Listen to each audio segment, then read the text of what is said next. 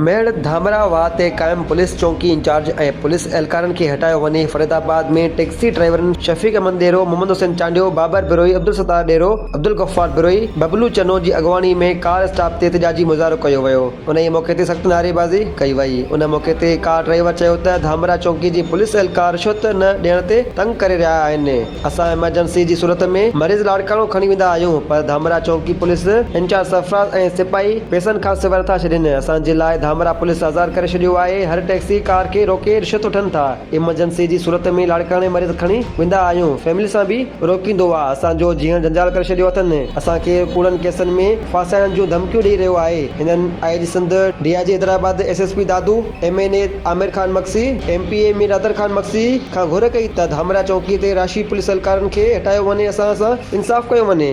दादू खे अपील था कयूं त सरफराज़ धामरा चौकी खे हटायो। असांखे तंग थो करे, रिश्वत थो वठे, हर चक्कर में 1000 रुपया घुरे थो। फैमिली सां मरीज़ सां असांखे वॾो परेशान कयो अथई। इन रिश्वत खोर खे हटायो। एसएसपी दादू, डीआईजी हैदराबाद, डीएसपी मेड़ खे अपील था कयूं सरफराज़ पुलिस चौकी धामरा वाह खे हटायो वञे।